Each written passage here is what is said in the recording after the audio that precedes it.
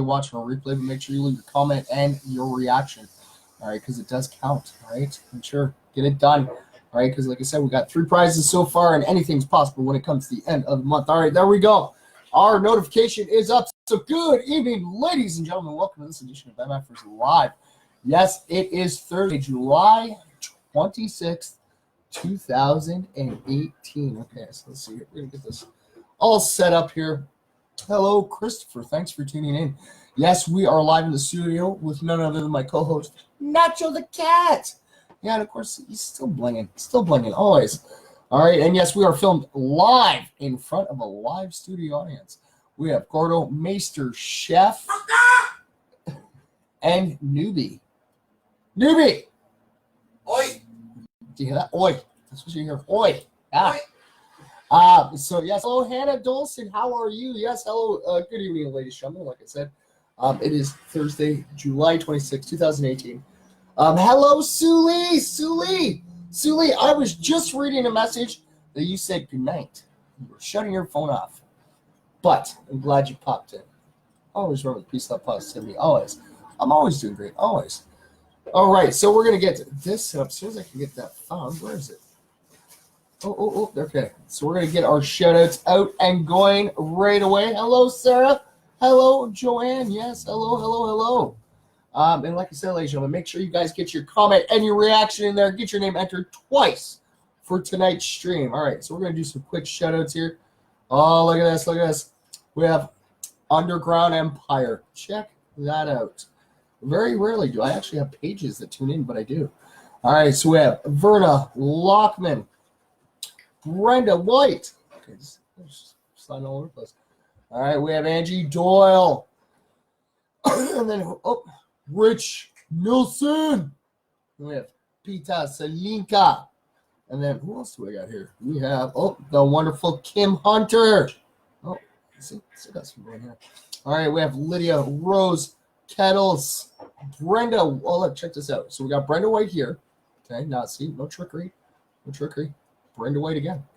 Look at this. We got another one for Pita Zilinka. There you go, buddy. And then we got one for Katrina Brown. Yes. And then we have, Ken and Kelly Grant. And our special one that's going to be having a little positive vibe sent out to them, to Brenda White. All right. There you go, Nacho. Send out the peace, love, and positivity. All right, ladies and gentlemen. And also remember, if you guys are making comments and I'm not actually responding to them, please be patient with me. The laptop seems to freeze the comments after a while. But I'm going to read out our good news in history today, and then I'm going to go check out our comments to make sure I'm not missing anything. All right. So our good news in history for July 26th. 50 years ago today, the Jackson 5 signed with Motown Records. They made history 2 years later as the first recording act to see their first 4 singles reach #1 on the Billboard. You can says, you can forget I Want You Back, ABC, The Love You Save, and I'll Be There. That's pretty cool. And yes, I'll Be There is one of the most recognizable ones, because it's kind of like where Michael kind of branched out from the Jackson 5. Just used Michael. Yeah. All right, so we have some more positive news on this day. We have Carl Jung, one of the founders of analytic physiology, was actually born back in 1875. Yeah. A U.S. department was established by the Second Continental Congress, and Benjamin Franklin was chosen as Postmaster General, and that was back in 1775. Segregation in the U.S. military and federal government was banned by order of President Harry Truman in 1948. That was pretty cool. Greek Prime Minister Konstantinos Kramenelis formed the country's first civil government after 7 years under military rule. And that was just in 1974. The Americans with Diabetes Act, which improved the nation's landscape by requiring public ramps for wheelchairs, wider doorways, and accessible public transportation, actually became law back in 1990.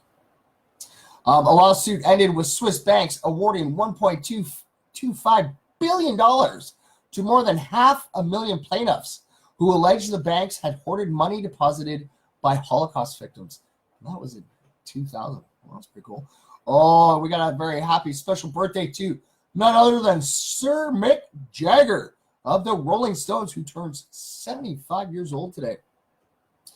Born in Kent, England, to a teacher and a hairdresser, he has spent more than 50 years as one of the most influential frontmen in the history of rock and roll, and showed the world that old age doesn't have to mean the end of cool. And yes, ladies and gentlemen, on the bottom there is a tribute video that was shared on his 70th birthday. All right, and yes, he is 75 years old. So the video is about 5 years old. All right, so we're gonna share this off quickly. Well, that's the only birthday we got today, too. Okay. All right, so let's see, because I know Facebook did an update. Did we do it? No, of course not. All right, so I will share that off momentarily. All right, so we're gonna tweet it off, and yes, we have the right Twitter page open. Okay, we're gonna pop out of this, and we're gonna share this off, ladies and gentlemen. Let's share this off right away as soon as the Facebook app wants to work for us. All right. So there we go. And we're going to share it off. Oh, right post. Take you step by step, ladies and gentlemen, as I post it along. All right, so we're going to put it on the page of MFers Live. We're going to publish it right now. And there you go, ladies and gentlemen. It is on the Facebook page. Woot. All right, so we're going to close this. We're going to open this. So this way I can see if I missed any comments. Hopefully not. All right. Oh, so there we go. Hello, Ken and Kelly. Hello, Timothy. Hello, Lydia. And hello, Leanne. Euless. Look at that. See? I'm going to. Okay. Actually, the last comment that's on my laptop is actually by Suli, and it's hi both. That was the last comment I got on there. But we have Hannah Dolson and Leanne Euless and Ken and Kelly Grant hanging out with us, and Lydia and Timothy. Hello, everybody. Yeah. All right, so this way we can pop back and forth. Ooh, thank you, Gordo. Ooh, what are we drinking? We're drinking Earl Grey, ladies and gentlemen. Yes, it is our Tea Time Thursday. Don't forget, it is our Tea Time Thursday. Weird. Earl Grey's good. It is. No, it's weird. All right, so there you guys go. See, ladies and gentlemen, we're drinking Earl Grey today. All right, so hopefully everybody's got their tea going. All right, it is our Tea Time Thursday. Oh, it's just weird. All right, so let's see here. We got a whole bunch of facts coming in left, right, and center. All right. What do I have here? Oh, whoa. Ooh, okay, so we're gonna do our first set of facts on the Mars rover. Yes, actually, we were just talking about that in the studio earlier today. We were talking about Mars. All right, so Curiosity is just the name of the rover. The overall mission is actually referred to as the Mars Science Laboratory, or the MSL. Of the previous 39 missions to Mars, including orbiters and landers, only 15 of them have actually been successful. All six successful landers have been NASA missions, though a Soviet lander did broadcast for 14 minutes before contact was lost. The Mars Science Laboratory mission cost $2.5 billion, which is about $1 billion over budget. Yeah, the Curiosity rover, weighs in at about 900 kilograms. When on Mars, it will be able to move at about 30 meters per hour, depending on the terrain. And Curiosity does have cameras on it. It has 17 cameras and 10 other scientific instruments. These include a mobile organic chemistry lab and a laser that can vaporize rocks. The rover is actually powered by a radioscopic thermoelectric generator and a lithium-ion batteries. Yeah. So the Mars Curiosity rover, the Journey, the MSL, was actually launched on the 26th of November back in 2011 from Cape Canaveral. The Mars Science Laboratory has traveled 560 million kilometers to actually reach Mars. A journey which has taken just over 8 months. Oh, what is going on? Okay, there we go. All right, the main mission of the rover is expected to last 1 Martian year, or about 98 weeks to Earth. All right, the MSL mission has 4 scientific goals. to determine whether Mars could ever have supported life, to study the climate of Mars, study the geology of Mars, and a plan for a human mission to Mars. The landing will take place at the base of Mount Sharp inside the Gale crater. Actually, it took place. They landed at 5:31 UTC on August 6, 2012. And it took about 7 minutes for the MSL to actually to make its entry, descent and landing once it actually reached the Mars atmosphere. That 7 minutes was actually dubbed the 7 minutes of terror. And yes, their mission was actually originally about 2 years, and they have been. It's indefinite now. The Curiosity rover is on Mars indefinitely, because they are researching and trying to see if Mars can if there was once life on Mars, and also to see if it can sustain life. This is still pretty cool. It is. All right, so let's see what else we got. Hello, Rich. How are you, buddy? Thanks for tuning in. And hello, Charlene. Yes. Like I always say, ladies and gentlemen, don't forget to put your comment in your action. And now it's not going to pop open. Why? Oh, it's because I put the wrong button. All right, so I have to find it again. Oh, there we go. There we go. There we go. Okay, open. Okay. It is open. All right, so let's see. What other facts we're going to have here? Ooh. Oh, okay. So let's see. We got some facts on Microsoft. All right, everybody knows what Microsoft is. Come on. All right. So Microsoft's first ever mention was actually in a letter from Bill Gates to co-founder Paul Allen back in 1975. Gates initially wrote the company name as Microsoft, which made sense considering it is a embodiment of microcomputer and software. So losing the hyphen, Microsoft was officially registered as a company in November 1976. And where Gates and Allen were working with their first major customer, the MITS. Microsoft didn't move to its current campus in Redmond, Washington until 10 years later in 1986. The Microsoft logo has changed several times over the years. The current Pac-Man logo was actually introduced in 1987, but previous to that was the Bilibit logo. The Bilibit refers to the stylized O, and it was apparently once the name of a burger served in the Microsoft company cafeteria. So Brian Eno actually composed the Microsoft sound. So pioneering musician Brian Eno was the musical brains behind Windows 95 startup tune, dubbed the Microsoft sound. The influential musician who has worked with the likes of David Bowie and U2 told the San Francisco Chronicle that making such a short piece of music was funny and amazing. Likened the process to make a tiny little jewel. That's pretty cool. Other musical trivia from the launch of Windows 95 is, of course, the use of the Rolling Stones' "Start Me Up" in the ad campaign. Well, a related Eno fact is that he also composed the music for the computer game Spore. That's an old classic game. All right, so I don't remember that, so that makes you even old. Thanks. You're not that much younger than me. That's okay. You're old. Well, obviously. Although not, Microsoft's favorite food is actually pizza. Although not quite at Google's level of snacktastic, free-for-all wonder, Microsoft does offer free drinks.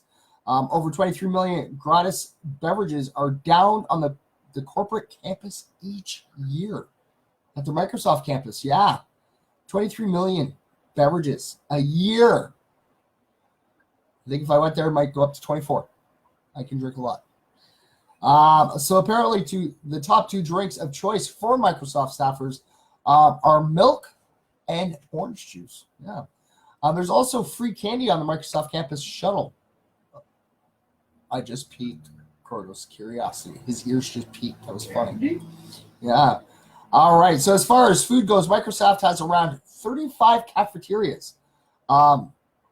serving around 37,000 people each day. And pizza tops the list of most popular food. So, oh, really? This is going to be really interesting. Okay. Okay, that's a bunch of, oh, that's computer lingo. Okay. So despite ever increasing Mac sales, Microsoft still has an undisputed dominance over the computer industry. So with such a vast presence, much has already been written about Microsoft, its history, its products, even its former CEO, Bill Gates. For those itching to know even more, we've dug up like 10 little snippets here of info that you might have never heard of. All right, so okay, where did that? Okay, so we got that one. Oh, where'd it go? Okay, so Microsoft uses code names. All right, so ever since the company's first operating system, Microsoft has worked on its project under code names, of which Wikipedia actually has a long list of them. Apparently, Gates was ready to launch Windows under the name Interface Manager before he was persuaded to change it by an employee. Past code names, actually, some of the past code names include Longhorn, Lone Star, and Vienna. While you might be tempted to add Mojave to that list, it's actually part of a Microsoft ad campaign. The Mojave experiment was a marketing exercise that battled Vista's poor PR by presenting the software to new users as a fresh product. All right, so the average Microsoft employee, or also commonly referred to as Softie, as they call themselves, is a 38-year-old male with the average salary for a developer coming in at roughly $106,000 yearly. That's more than I make. Wow, I think I'm in the wrong line of business. So Microsoft actually currently employs 88,180 people who work across 32,404,796 square feet of Microsoft's premises, over 50,000 of which are U.S. based. The male to female ratio is very high among Microsoft's American employees, with a staggering 76% male workforce. Wow, and guess what? Microsoft celebrates their anniversary with M&Ms. Yeah, all companies have their little in-house traditions, and Microsoft is no exception. It seems it's customary for softies to celebrate their yearly employment anniversaries with candy, and more specifically, M&Ms. Each anniversary, a Microsoft employee is expected to provide 1 pound of M&Ms for every year they've worked. That means if Bill Gates observed the tradition, he should have turned up with 33 pounds of M&Ms on June 27, 2008. That was 2008. So now it would be 43 pounds if he showed up June 27, 2018. He could have. Come on, he could afford it. Come on. And let's see here. So Microsoft stock is actually split 9 times. Microsoft has split its stock 9 times since it went public back in March of 1986. But very, very simply, a company will generally split its stocks when its share price becomes too high. So since Microsoft has 6-to-1 splits, or 3-for-1 splits, one original Microsoft share would now be equal to about 288 shares today. Wow.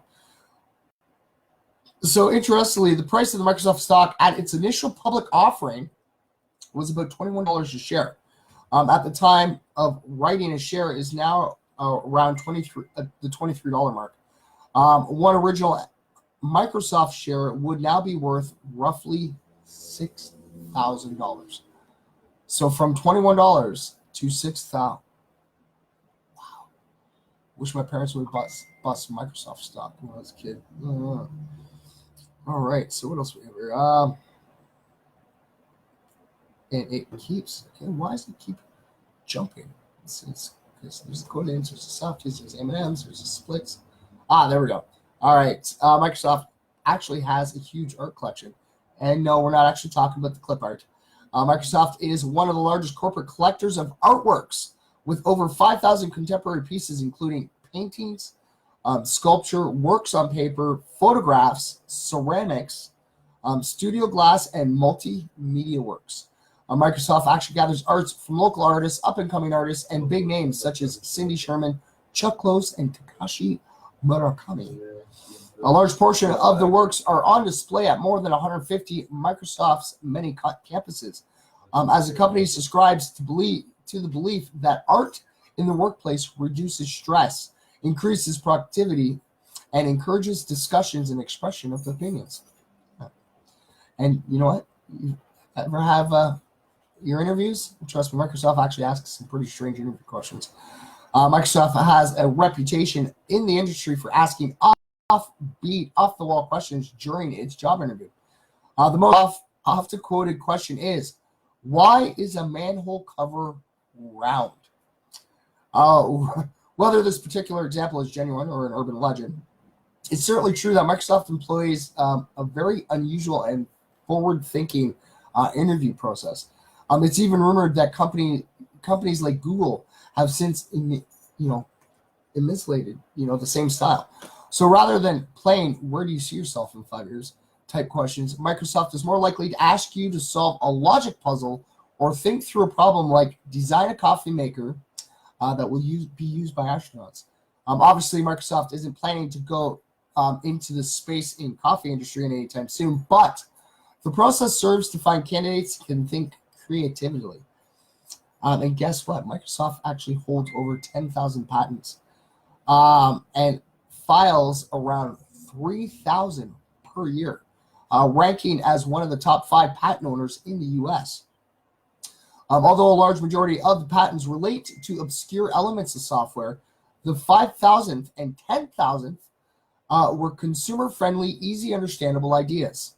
The 5,000th was for tech in the Xbox 360 games and lets people watch a video game remotely, while the 10,000th was for the Microsoft Surface, linking real-life objects with data and images. So Microsoft also rewards its staff members for securing a new patent. Besides a $1,500 bonus, they get a wooden plaque and a decorative black cube that features their name, as well as in date of the patent. Wow, you know what, Microsoft? I think I'm gonna have to come apply for you guys because I think I can get really creative, and I wouldn't mind making about $106,000 a year. Come on, and come on, a patent, $1,500 bonus, and you get a wooden plaque with a decorative black cube on it with your name on everything on it. Oh, I'm so game. Oh yeah, come on, Microsoft. You hire me, I will strive to get my wall full of those. Oh yes. All right, ladies and gentlemen. So there was some facts on Microsoft. All right, so let's see how everybody's doing here. Hello, Caitlin. Hello, Kelly. Hey, Dad, how you doing, buddy? Thanks for tuning in. Hello, Mary Jane. Hello, Peter. Thanks for tuning in. Like I said, ladies and gentlemen, it is our Tea Time Thursday.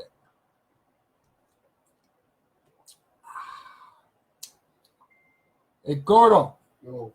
Make a good cup of tea, buddy. Oh, just put water in it. Yeah, but for butters, it's special. Yeah. Well, I don't know. Now I got to really think about that. Now, hopefully it doesn't kick in, and because now that I really think about it, I can't tell if you put X-Lax in it or not. Well, I'll tell you soon enough, ladies and gentlemen, because if I have to end my broadcast sooner than later, and, well, at least you'll know why. Got to thank Butters. Look at that. Guess who just tuned in and popped in? Gordo! There he is, ladies and gentlemen. That was a while ago. It just came in now. It just popped up now. It did. It just popped up now. Well, I love you too, Dad. Thank you for tuning in. It's always great to see you in here. I always love seeing my family coming in here. Oh, and DV is watching too. Hello, DV. DV, I saw how you liked the post of your winning of the bath bomb. Now, guess what, DV? Check this out. This is what I mean. Ladies and gentlemen, if you guys want a prize and you haven't received it yet, get a hold of me because I probably have it.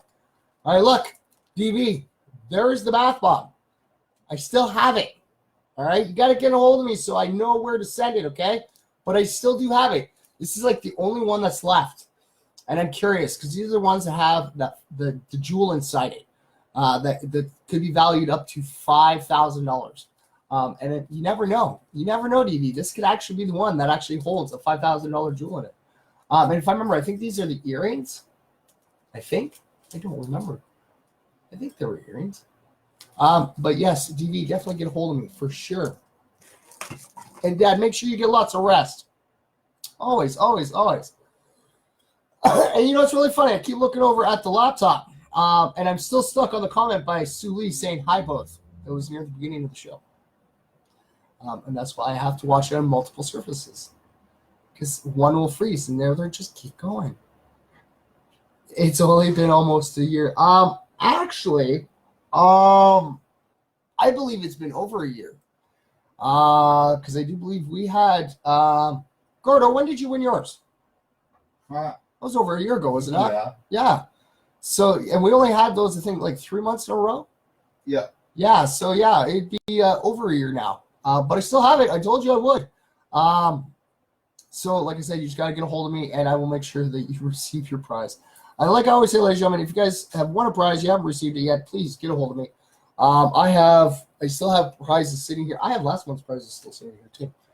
Nobody's got hold of them. I can't. October. Are you sure it was October? I didn't think I had them in October. Okay, we have Butters checking this out. Yes, he's going to go back and he's going to find out. All right, so it is the bath bomb.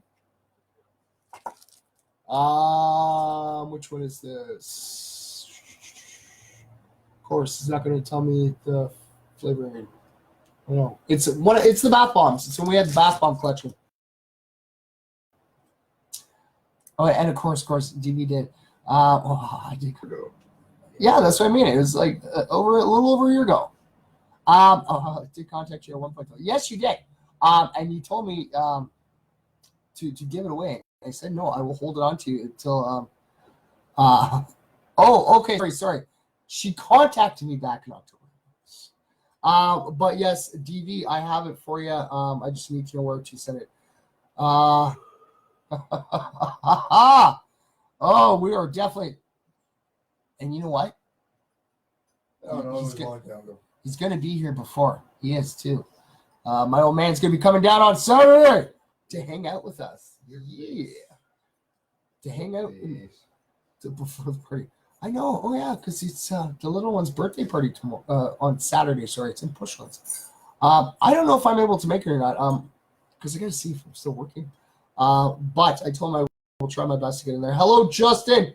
It's great to see you, buddy. And I remember having you. So you did pop in here. I'm set, though. All right. So you just need to get a hold of me and let me know, and I'm over to send it. What up, man? How's work this week? It hasn't been that bad. Been at several of the farms. Actually, I had a pretty late day today. I had a few hiccups. But all in all, it's been pretty good so far. I don't know when I'll be back up at your farm.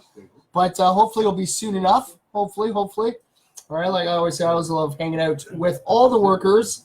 Yes, I do work with an AI crew. But because we go from farm to farm, I get to hang out with the people who work on the farms all the time that are there full time. And I think it's really cool. And I always do my best to help them out too. Because the way I look at it is, yes, I'm there doing my job, but we're all one giant team in the long run, always looking out for the same outcome for the jobs. And like I said, Justin's one of the really cool workers I get to hang out with when I'm out in New Hamburg. Yeah, it's in New Hamburg. But yes, hopefully I'll come up sometime, buddy. And like I said, I never know where I'm working till I get into work.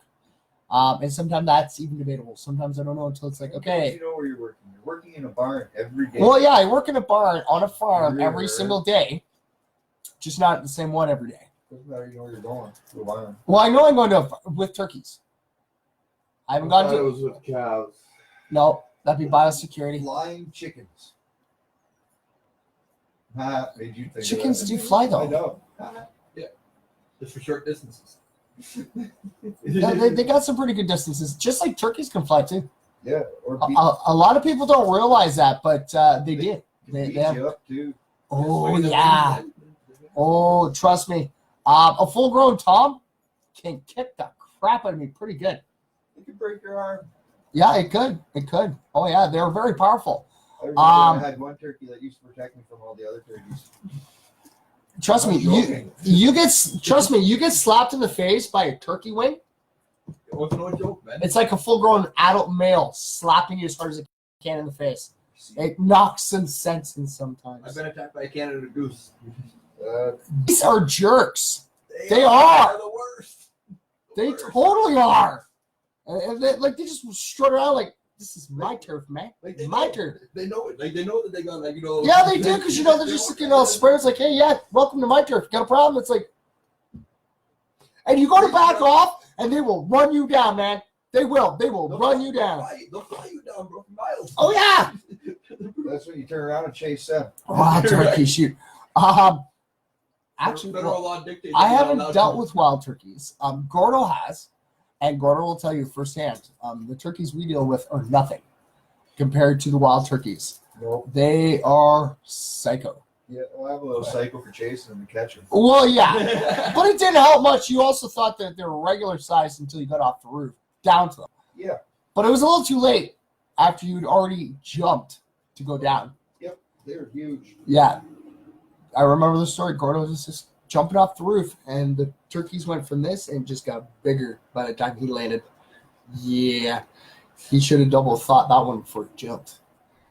He still got scars. I remember. Oh, yeah. But like I said, they're fun. They're really interesting animals to work with. Totally. I call them little football players. They would. You know, one of these days I might do that to a farm. I have to go out, get some fabric and stuff, and put together a whole bunch of uniforms, and we'll do half the bar in one team and half the bar in the other team, and, you know, we'll get them playing. It'd be pretty cool. Have a little tricky football game going on. YouTube that. There you go. That would be awesome. That would be. Especially if you get, like, say you get a barn of, just say average, just say 3,000, just even say 2,000. That's like 1,000 on each side. That is a crazy. That would be really cool to watch, though. That would. I remember walking into one barn and they all turned and chased me out. Yeah. Well, you know what? I love when they're. 3,200 turkeys coming at you. That's a I scary. love when they're like first put into the barns. You know, like our first couple of guys, because they follow you, and it's like you have your own little fan base, like your own little entourage. You know, and you could be at one end of the barn, and you start walking, and they will all follow behind you, and they'll all be squeaking, and then you stop, and they'll like literally come up and stop right in front of you, and just look up at you, and you're like, "Oh, you guys are so cute," and then turn around and start walking, and they will follow you. I think it's a really cool thing. Yes, Thanksgiving. Yeah, trust me. I think about those turkeys at Thanksgiving. I so do. Oh, I so do. Because we deal with turkeys. I don't deal with the slaughtering of any kind of turkeys. I'm part of the breeding crew. It's awesome. We reproduce the turkeys. Okay, we have nothing to do with anything that happens after we help them. You guys make ensure that the baby butterball turkeys. gets from farm to table. Actually, Butterball was actually closed. Yes, due to animal welfare, animal abuse, and our company actually is taking over their contracts. Oh, yes. Beautiful.